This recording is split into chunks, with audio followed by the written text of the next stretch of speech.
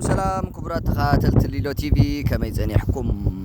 مسك حصر زبلت حبريت هلا بزي اخنا كافلكم ناي كندا يا تفلطوا يخمه بزحتيكم في قطبا ناي كندا بقى بز غزيزي نت حزب زفاتاتن كوينلو دعمي حياليو فلاي حدشت مصات زبحالو لو زوم نيو كامر نعوم فتاني كندا ولا بحفشة نت حزبي كونتاتنا كندا بايزوي بقى ولا نت حزبي فتان مدرخ يخوين زلو طعمي لعل عقمومي نبرت كندا قطبا كندا خمت زدله يكونن ግን ኢኮኖሚስታት ካልኦት ዓበይቲ ሚዲያታት ይገልጽዎ ከም ዘለው ግን ኣብ ካናዳ ዘሎ ንቁጠባ ዝምልከት ሓበሬታ ኢሎም ዘውጽዎ ቁጠባ ካናዳ ቡድሆታትን ተስፋታትን እዋናው ጸብጻብ ዝምልከት ኣብ ዝቀረባ እዋን ማእከላይ ባንኪ ካናዳን ዓለም ለኸ ትካላት ዜና ከም ዘውጽዎ ካብ ዘውጽዎ ገምጋም ቁጠባ ካናዳ ኣብ ትሕቲ ዓብ ጸቅጥ ከም ዘሎ እዮም ዝሕብሩ ዘለው ናይ ዋጋ ወሰኽ ናይ ባንክ ወለድን ካናዳ ካብቲ ድሕሪ ኮቪድ ዘጋጠማ ዝለዓለ ናይ ዋጋ ወሰኽ ንምውራድ ትቃለስ ከም ዘላ እዮም ዝሕብሩ ማእከላይ ባንክ ካናዳ ነቲ ወሰኽ ዋጋታት ንምቆጻር ካብ ክብ ዘበሎ ናይ ወለድ መጠን ኣብ ዝሕጂ እዋን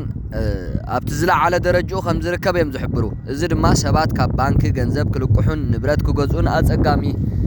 ገይርዎ ከም ዘሎ ይገልጽ እዮም ማለት እዩ ስለዚ ተኾነታት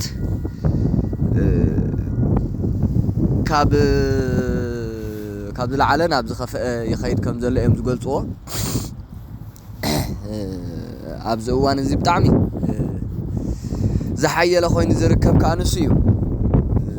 ዝሓየለ ኮይኑ ዘሎ ዝታት ናይ ልቃሕ ገንዘብ ዝምልከት ናይ ሃለኽቲ ነገራት ማለት እዩ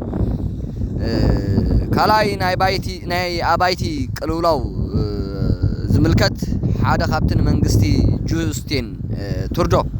ዝያዳ ዘጨንቕ ዘሎ ጉዳይ ናይ ክራይን ናይ መሸጣን ዋጋ ኣባይቲ ከቢድ ምውሳኽ እዩ بخبير موساخيو ببزحات عبيت ميدياتات عالم يقلص كم زلو دما بزحات من اسياتن حدستي وጣተኛታትን መንበር ገዛን መርካብ ይጽጎሙ ከም ዘለው ይሕብሩ እዚ ድማ ኣብ ተቆጣባዊ ዕብየት ናይታ ሃገር ዓባል ታውጽልዋ ይሕድር ከም ዘለው ይግለጽ ካለ ናይ ስራሕ ዕድላትን ዕዳጋ ዕዮን ካናዳን ዝምልከት እዩ ኣብ ካናዳ ምስቲ ዘሎ ቁጠባዊ ጸቅጥ ተኣሳሲሩ ኣብ ገላ ዓውድታት ብፍላይ ኣብ ቴክኖሎጂን ህንጻን ምንቁልቋል ስራሕ ይርአ ከም ዘሎ ይግለጽ ኣሎ ይኹን እምበር ካናዳ ገና ብዝሕ ዘለዎም ክኢላታት ሰራሕተኛታት ስለትደሊ ያ ብኸምስታት ያ ካናዳ ንቁጠባ ትቃለሶ